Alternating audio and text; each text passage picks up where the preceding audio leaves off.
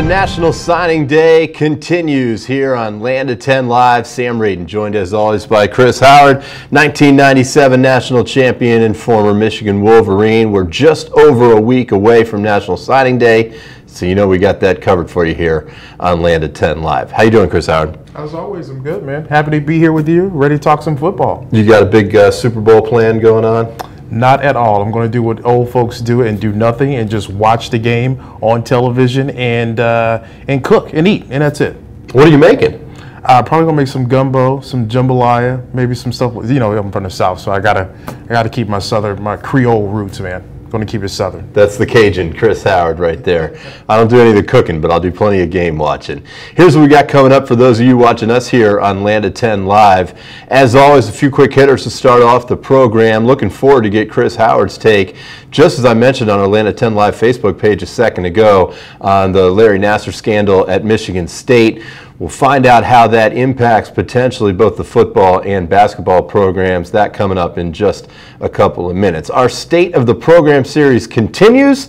Tonight we will take a look at Nebraska and Illinois, two programs ostensibly moving in different directions. I mentioned right at the top of the program, Tyler Donahue will be our guest again to talk Big Ten recruiting.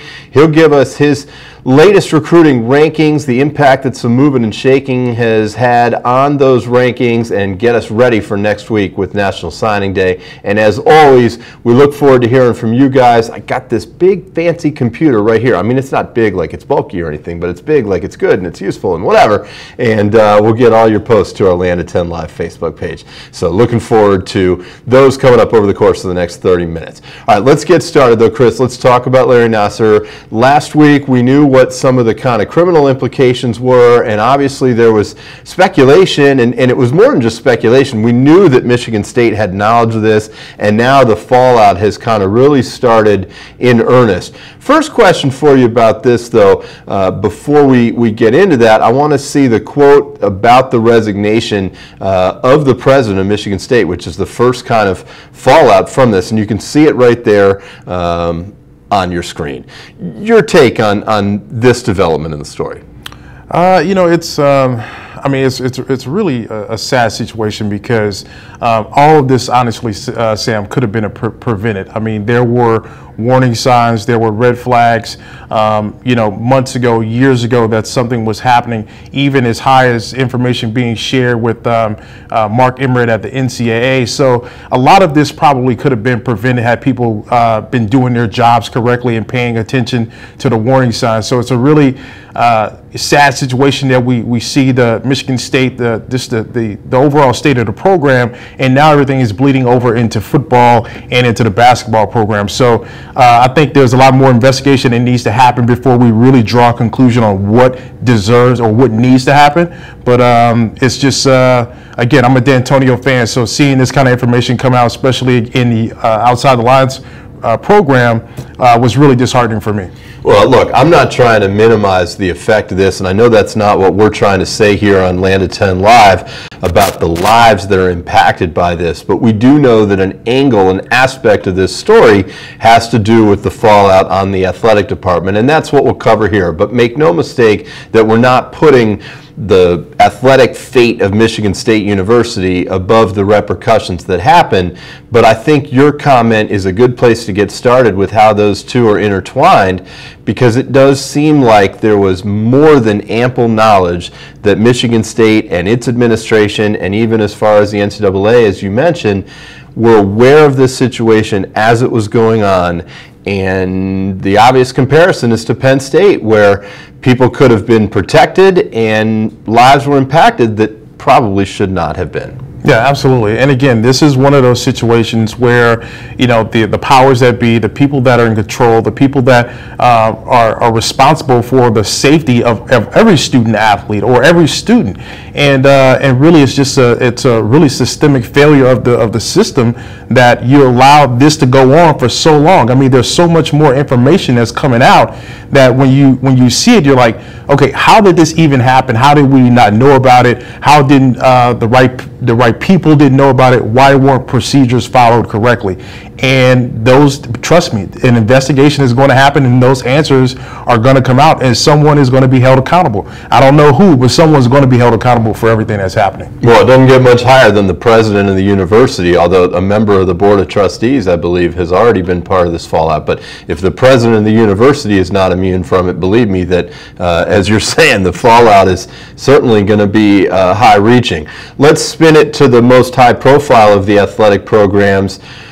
What about both the head football and men's basketball coaches that were in their positions, in their current positions, as all this was going on, and as the university and perhaps themselves were ostensibly aware of the scandal as well? Yeah, again, that goes into what people knew, who knew what, and when did they know it, and what were the steps taken to, again, assure the safety of all the students on that campus. Those are a lot of questions that people want to know, and those are some questions that Tom Izzo has been asked in news conferences, and he's looked pretty uncomfortable trying to answer those questions. And I'm sorry, but I don't remember is not good enough. There's more reports coming out that the kid Walton actually stayed at Tom Izzo's house during the investigation. Again, I can't verify that. That's something that was reported. But if all this information continues to come out the way it is, again, someone's going to be held accountable. I don't know who, I don't know what, but someone's got to be held accountable. Some answers need to be answered. I just want to make people aware of what you're talking about. Travis Walton, the former basketball player, and then ostensibly, allegedly, a student assistant, although the university hasn't really accepted that he was in that role, investigated for sexual assault back in 2010. Again, the then athletic director was aware of that, and it seems unclear at best as to whether or not proper protocol was followed. We'll keep an eye on this story. I would tell you, if I had to lean on it right now, I think there's probably more potential for backlash for Tom Izzo than there is for Mark D'Antonio. Do you agree with that? Yeah, I mean, I think so. But, again, you are innocent until proven guilty, right? But unfortunately, we live in a courtroom of social media, and judgment is cast before we even know the answer. So again, I would caution everyone. I would allow all the information to come out, see what happens, and then of course there will be swift action if people are found responsible for some of these acts that have been committed on their campus. Fair enough. We'll leave it there for right now. And speaking of leaving there for right now, some assistant coaches on the move in two of the marquee programs of the Big Ten, both Ohio State and Michigan, impacted within this past week. What do you make of the coaching changes, particularly with respect to Michigan and Dan Enos, who never winds up coaching a game for Michigan, yet he's already now no longer an employee of the University of Michigan? Well, Dan Enos, I mean, he was at Michigan long enough to have a hot cup of coffee and before he moved on. But there was a rumor about him using Michigan as a way to kind of get out of his contract to go coach at Alabama. But there was a report that was put out that in his contract, it stipulated that if he was fired, then his compete clause was avoided. So with him being fired, it just became a simple case of him getting a better job offer and going coach at Alabama. I mean, if you look at what Michigan offered him, I mean, it was $150,000. He would get a bump in pay raise if he got a coordinator position. He was going to coach the wide receivers.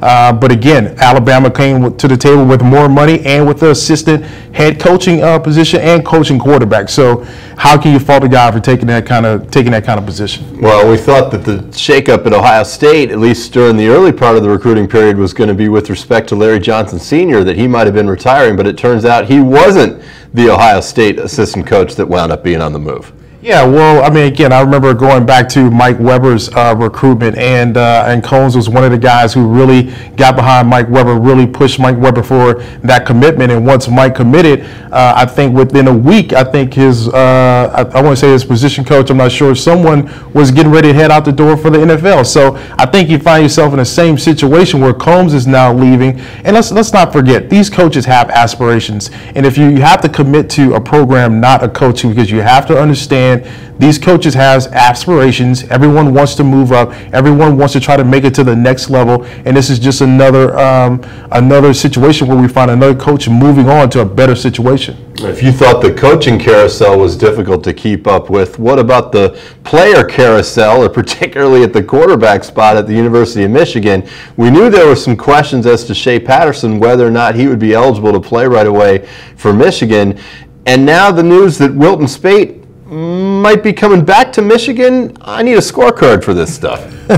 Well, yeah, I mean, right now Wilton finds himself in a situation where he's kind of waiting to see what's going to happen with Shea Patterson, if he's going to be eligible or not. If he's not going to be eligible, you may see Wilton Speight donning the wing helmet once again. But, for me, it's kind of, I'm a guy, I really love Wilton Speight. I really like what he brought to the program. A fierce competitor. Really was sad when he decided to transfer, because I really wanted to see him come back and compete for that quarterback position. But Wilton will find himself in a position, he might find himself in a position as being the odd man out. So it's a gamble for Wilton to kind of wait and see what's going to happen with Shea Patterson. Well, this one's an on-the-field story, but again, we will definitely keep an eye on this as it develops. The quarterback battle at Michigan seems like it'll be a big story one way or the other all the way through spring practice and into fall camp. We'll have it covered right here for you on Land at 10 Live. And speaking of covering things on Land at 10 Live, you're with us each and every week right around this time, 6 o'clock Eastern and 5 o'clock Central. That's where you can find us, and you can always check us out on our Land at 10 Live Facebook page for news, insight, and expert analysis about all things Big Ten. Join us every week, 6 o'clock Eastern, 5 o'clock Central, or on demand anytime. Let's get into our State of the Program series. This week we'll talk about maybe one of the programs on the rise in the Big Ten, and a program that probably can't fall too much lower in Illinois. Let's start with the positive and talk about Nebraska. We've seen perhaps the most optimism surrounding a Nebraska football program in the offseason for, I don't know, 10 years, 15 years? Is that fair to say that Nebraska has got to be feeling about as good about themselves as they have in quite some time? Well, I always say, Sam, that it's got to get worse before it can get better. And for Nebraska, it definitely got worse. I mean, Mike Riley, that experiment didn't work. He finished his career at Nebraska, I think, 19-19, which was, again, not good for Nebraska. They suffered some really terrible losses. A home loss to Iowa, I think 56-21. It was just a complete blowout. And now you find yourself where you're bringing a guy like Scott Frost, the prodigal son, has kind of returned to the program, and he's bringing all that Florida power with him to Nebraska. So if you're a Nebraska fan, you have to be excited, but I would be cautiously optimistic, because again, the Big Ten is one of the most powerful talent conferences in the country right now. It's really hard to win in the Big Ten. So Scott Frost has a lot of work to do, but again, he's recruiting really well. I can see this team really competing in the Big West. When we look at some of the factors that go into this, or the criteria, as it were, for our State of the Program series, it changes per program, but when you look at recruiting and head coaching stability and fan morale, I mean, you're looking at some of the biggest upticks for any program, not only in the Big Ten, I would say, but maybe in the entire country when it comes to the infusion that Scott Frost gives to Nebraska. But let's get realistic for a second. What about the actual product on the field, at least heading into the 2018 season? How much better will that be? Well, I mean, listen, you got to think it's going to be significantly better considered what they put on the field last year. Nebraska was just a terrible team, especially defensively. They gave up 199 yards rushing over the last 7 games. They were ranked dead last in defense. In almost every defensive category, Nebraska ranked last in. So it can only go up from here. I mean, again, Scott Frost, coming off of the success that he had at UCF, coming off the success of beating an SEC team, Auburn, in the Peach Bowl. He's riding on momentum. He's bringing in guys from Florida. He brought his entire coaching staff from UCF. So they're coming in with a plan. They know what they want to do, and they're recruiting the kids that they need to get that plan executed. So, again, I think you'll see a much more dynamic offense in Nebraska, and I think their defense will be better as well. We talked about this last week, maybe in the context, I think it was actually of Purdue, where I said you never know in the Big Ten West in any given year what could kind of shake out, because there's really not that much separation between all the programs, I guess, right now below Wisconsin. Is it fair to say that Nebraska could potentially compete with, I don't know, the Iowas and the Purdues and whomever else was ahead of them in the standings of the Big Ten West this year to be the top threat in the division as early as next year? I wouldn't go that far, but I will say this again. I think it comes down to what Scott Frost and his coaching staff and what they feel that they bring to the table. And also depends on getting the guys that are already there to get them on board with this new direction that Scott Frost plans on taking this team in. If he can get his kids to buy in, into the winter workouts, the summer workouts, and really commit themselves, along with everything else that he brings to the table, then maybe they can start to compete with teams like Wisconsin. But again, I would be cautiously optimistic because we all know, Michigan came out guns a-blazing, back-to-back 10-win seasons, and here we are in the third season talking about whether or not Jim Harbaugh is the right guy for the job. So again, I would be cautiously optimistic if I was a Nebraska fan, because a successful first season is not always the tell of what's going to happen in the future. Well, we'll certainly see how things shake out for Nebraska into the future. And if you want to get more Husker talk, Tyler Donahue coming up in under 5 minutes will give us the latest on Nebraska and recruiting throughout the entirety of the Big Ten. I'm going to use your own words against you. That's what us lawyers do, right? You said it's got to get worse before it gets better. Does that apply to Illinois too? Because if it does, can it really get worse than 2-10 and 0-9 in the Big Ten and averaging 12 points a game? Can it get worse than that? Sam, in Brady Hoke's last year, which was miserable for guys like you and I, it seemed like every week I kept saying this is rock bottom. And then something bad would happen, and then I would say this is rock bottom. For Illinois, it's been like that for over a decade. And you're right. I don't know if it can get much worse than what it is. But again, Lovie Smith committed to the youth movement last year. He played a lot of guys that were freshmen, a lot of guys that were sophomore. I want to say of the 22 freshmen that Lovie Smith brought in, 16 of them actually played last year. So he really committed to the youth movement. And when you bring in young guys, you're going to have young guy mistakes. And so I think that's the team that he fielded. But again, I want to see them hopefully take the next step, because when you bring in a young team like that, what you're banking on is the following year that they have experience and that they'll be able to put things together. So again, Lovie Smith going into his third year at Illinois, this has to be the year that, listen, let's just get 4 wins and let's just build on that. How about that? I think that's moving in the right direction for Illinois. We can get 4 wins. Wow, a goal for Illinois to get up to 4 wins. I don't know if Illini fans would be content with that. And we talk about these metrics for some of the state of the program comments that we make. Well, you talk about fan satisfaction. That's probably not there right now. And if they acquiesce to saying 4 wins is enough, that's an indictment in and of itself. You talk about job security of the head coach. How good of a fit is the head coach? That's up in the air right now with Lovie Smith. Right or wrong to bring Lovie back? Right or wrong that he ultimately winds up being a good fit for this job? Again, Sam, I mean, that's time will tell. Again, because of the choice that he made to play a lot of young guys, he was really hoping, again, to get those guys experience going into the following season. And when you make that commitment, when you make that decision, you have to be prepared to ride with the bumps and bruises that comes with it. And I guarantee you, once Lovie Smith looked at the film, looked at what he had to kind of field a team with, it wasn't pretty. So he had to take out there what he had, and unfortunately it didn't work out for him. Is that an indictment on Lovie Smith as a head coach? I don't know. I have to put more on the youth movement than anything when it comes to Lovie Smith. I guess I'll leave it at this. It's probably unfair to your program and definitely to your head coach to only give someone 2 years on the job, because then you're constantly in flux, looking for a new system and looking for a new coach.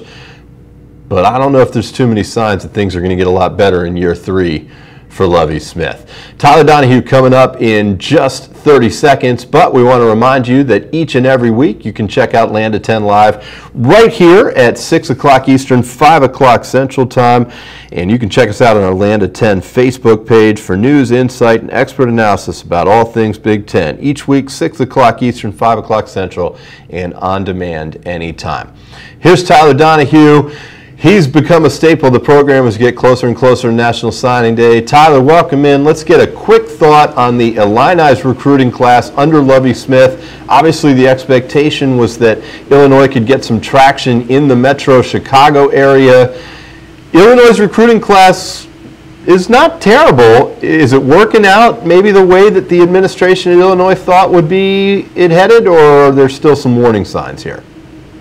Hey, fellas. Well, I think it's important, as you said. The Chicago metro area is so important. Burtis Brown, a 4-star offensive lineman from that area, he is signed with this class. They picked up another 4-star guy as well, and defensive tackle Calvin Avery out of Texas. So there's 2 blue-chip guys in this class. There were none last year. Lovie Smith's first go-round here. We just know that they're dealing with a lot with Northwestern and Pat Fitzgerald really flexing their muscles on the recruiting trail in that area. The team they lost to last year by 35 points. You know, the average margin of loss for them was about 3 touchdowns last year in the 9 Big Ten games. They lost by 11 at home against Rutgers. That's just not ways to win over recruits. And I think the question here is, Lovie Smith, for those of us who follow football and have followed football, he's a name to know. But the last time he led an NFL team to the playoffs, these recruits were about 9, 10 years old during that Bears run, and even younger when they went to the Super Bowl. I just wonder how relevant, even if it was in Chicago, how relevant that history is to these players who are now considering other Big Ten schools. You know, Tyler, really quick, just to kind of expand on your point a little bit, Illinois has 20 recruits, and 11 of them happen to be from the state of Florida. Does that kind of go to your point where Lovie Smith is finding it very hard to recruit the area and having to go outside of the area like states like Florida? Yeah, I think you've seen other teams do that. I will say Greg Schiano at Rutgers, there was a time when he built up a lot of credibility in Florida, getting the guys who weren't being chased by Florida State and Florida and Miami, and now you can even throw South Florida and Central Florida in there. That is a sign that he's looking elsewhere. I think Texas is another one. I mentioned the 4-star tackle. They also have a really intriguing dual-threat quarterback named MJ Rivers from Frisco, Texas, 6'4", had 4,000 total yards last year and more than 50 touchdowns. So we'll see, but they're looking to the states with depth like a Florida and a Texas and going after some of those guys who maybe aren't necessarily wanted by the Power 5 programs in that state. Sorry, Tyler. Let's work our way back to Nebraska and talk again about the impact of Scott Frost. We talked about his imprint in the state of Florida, and now the rankings are kind of catching up with Nebraska. They keep climbing and climbing and climbing. They're on pace for as good of a year as they've had recruiting in how long? 10 years? It's going to be, I think they're going to finish strong here. I mean, it's definitely a great way to start. We talked before in the show about the impact of being able to go after those Florida players. Scott Frost building up a ton of respect in the Sunshine State because of what he did at Central Florida. Among their 13 signees in December, 8 of them are already on campus. I think that's huge and crucial for a fierce first-year coach who's really trying to reshape a culture, heading into spring camp with that amount of true freshmen that are ready to roll with you. One of them, Adrian Martinez, a former Cal quarterback commit, spoke with him at the Under Armour All-America game in Orlando earlier this month. He said he's going there on a mission to become the starting quarterback. You'd like to hear that confidence. Another guy they brought in, Will Honus, one of the top junior college prospects, that linebacker. He is on campus following an official visit and an ensuing commitment back in December. So I think the efforts in Florida are huge. They have 5 guys from Florida since Scott Frost joined the program. You got a couple wide receivers I like, in Justin McGriff and Dominic Watt. They got a big weekend coming up. They've got a 4-star and Ken Montgomery at cornerback. They've got Willie Canty, an offensive lineman from Florida. Both those guys interesting. And then I think the big fish that's coming to town this weekend, Maurice Washington, 4-star running back from Texas. And Javante John Baptiste looks like he may head to Nebraska, a 4-star linebacker from New Jersey. So I don't expect the climb to stop anytime soon here in the next 9 days as Nebraska puts the finishing touches on this thing. Well, Tyler, we know that Scott Frost is doing major damage in states like Florida, obviously. But what is he doing in the home state? What is he doing in Nebraska? What kids is he targeting to make sure that he's also keeping the fence around that state? Well, I think when you look at in-state recruiting, I'm not sure. I think a lot of it is going to be setting the foundation for the 2019 cycle. Because I think anybody who was identified and targeted by the previous class in Nebraska isn't going to slip off because of a new coaching staff. I don't think they're going to find diamonds in the rough in Nebraska that weren't already located by the staff. But, I mean, just look at what's going on, the action figures that are being made, the YouTube videos that are being made about how much excitement around this guy coming to campus. I think half the battle in terms of perception is already won with Nebraska kids because they're hearing how excited their fathers are and their grandfathers are and just the football fans around them. So I think he's already in a really good shape with Nebraska, and I think overall in the Midwestern region, we're going to see him really be able to take advantage of that coming up. But I don't think he's going anywhere in places like Florida and Texas. I think those are going to be vocal points too moving forward. I want to get to some of the comments on our Land of 10 Facebook page, so let me give you a two-part question here as it pertains to two of kind of the bell cow programs in the Big Ten. Ohio State looks like they got an opportunity now to maybe finish as the #1 ranked recruiting class, and Michigan, and I know Chris wants to touch on this too, maybe having a poor year, at least in terms of the top end, the five-star kids that are at least committed so far. Can you comment on the direction those two programs are headed? Yeah, let's start with Ohio State. They're back at #1. It's where they spent the majority of this recruiting cycle since bumping out Penn State back in May. Tyler Friday was the big pickup earlier this month. They got a guy I think a little overlooked out of California, receiver Chris Olave. 93 catches, 1,700 yards, 26 touchdown receptions. Those two additions bumped them back to #1, leapfrogging Georgia. They've still got a couple offensive linemen out there, Rasheed Walker, Nicholas Petit-Frere, a couple linebackers, Javonte Jean-Baptiste, and then Christopher Oates. I think they'll land two of those four. They're going to look pretty secure at #1, and this is what Urban Meyer does. Going back to 2006 at Florida, he has never finished lower than #7 overall in the recruiting rankings, and he's finished in the top 2 on 6 occasions if he does it again now. So it's all Urban Meyer. And meanwhile, Michigan, the big-time rival, they are 3rd in Big Ten class rankings right now. But it's important to note the gap between Michigan and #2 Penn State is actually greater than the separation between Michigan and #7 Minnesota. So they're more back towards the pack than they are up in that upper echelon that we've become accustomed to. The Wolverines signed 21 blue-chip prospects. In 2017, they signed 14 of them in 2016. Right now, they've got 8, getting very close to National Signing Day.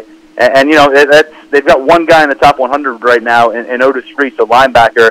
They signed 12 top 100 prospects, the Pac-2 classes. And I'm curious what Chris thinks, because I look at where are the signature victories that are going to win over recruits, get them excited. You're 1-5 against Michigan State and Ohio State. Lost by almost 30 points to Penn State last year. Lost these bowl games to South Carolina and Florida State. And I think juxtaposed to where they were after the Citrus Bowl in 2016, they blew out Florida like a freight train. Then they went and signed a top class, and they signed the #1 prospect. Just seems like a while ago in terms of program development now. Tyler, man, if your goal was to kill my mood, man, you have definitely succeeded, brother. Jesus, man. All right, now I just want to transition into Penn State right now. I don't even want to talk about Michigan anymore. But let's talk about Penn State. I mean, Penn State did an outstanding job closing up, getting most of their class signed a couple weeks ago. Where are they right now as far as finishing out their class? How do you think they'll finish out their class? Yeah, there have been 2 guys clearly that have been prioritized since the early signing period. That's wide receiver Solomon Enos, the son of former great Penn State running back Curtis Enos, and then Rasheed Walker, who we talked about with Ohio State as well, out of the state of Maryland, one of the top uncommitted offensive tackles. Both of those guys, I think could definitely end up with Penn State. I would lean more towards both of them signing with Penn State than both of them going elsewhere. But I think at this point, if they miss on one of those guys, and maybe even if they don't, I think there's some goal to bring in a 4th defensive back to the class. They signed 3 guys in December. They've got a few cornerbacks here. Ken Montgomery is someone that was looking like he was going to come to Happy Valley for an official visit this weekend. Instead, he'll go to Nebraska. I think that ends any possibility of him coming. Julius Irvin out of Anaheim, California, was a late offer. They tried to push for him. He used his fifth and final official visit at Alabama, crossed him off the list. Someone, though, emerging now of late after a decommitment from Maryland is Washington, D.C. cornerback Noah Boykin. Based on reports from 247 Sports, he will be visiting both Penn State and Ohio State this upcoming weekend on official visits. He's already used 5 official visits. So I think Penn State right now really trying to prepare for a fallback plan, and to me, looks like signs point towards defensive back. All right, Tyler, great stuff as always. We look forward to catching up with you again next week. I know it's a busy week coming up for you, but hopefully you'll weigh in with us again, and our State of the Program look will continue. We'll have Michigan and Indiana. So looking forward to having Tyler Donahue with us next week as well here as Land of 10 Live continues. Couple more things I want to get to here. First of all, Chris, I want to read you one of these comments from our Land of 10 Live Facebook page and get your reaction, and then maybe rub it in a little bit about Michigan and that recruiting. Let's see if we have enough time. First off, here's the comment. This is from Kevin Fogarty. I get zero satisfaction as a Penn State guy watching Michigan State go through this, but it sure seems like they were handled differently than Penn State. Emmerich was aware of the issue at Michigan State 2 years before the Michigan State mess. We didn't have enough time in our conversation to get into this comparison, but it's the logical one. What are you seeing so far as the difference between the way that these two issues have been investigated? Well, I think that was really it. That was a key point right there. I mean, when you have information that's being handed to the president of the NCAA, right? You're having information going to literally going up the chain of communication to the guy that it's supposed to get to, and there's no reaction, there's no action whatsoever. It's just kind of swept under the rug. Again, when we're talking about the safety of the students, that has to be priority one, and sports has to fall on the back burner, because it's all about the kid's safety. When I, as a parent, when I drop off my kid on campus, I want to make sure that they're safe. And right now, what we've seen is a complete and utter failure. And I think that's what separates the Penn State situation from the Michigan State situation. Penn State tried to handle everything internally. Michigan State tried to handle everything internally, but then was also passed information on to the NCAA. So again, a complete failure on everybody's part involved in this situation. That's well said. We'll leave it there for today. We can't. You'll have to come up with your strong rebuttal next week. We got our State of the Program look at Michigan. You'll talk Michigan recruiting. I look forward to your insight on that, and also we'll cover Indiana and our State of the Program look. Thanks for Tyler Donahue joining the program. For Chris, I'm Sam. Check us out anytime. Land of 10 Live on demand. Thanks a lot and have a great week.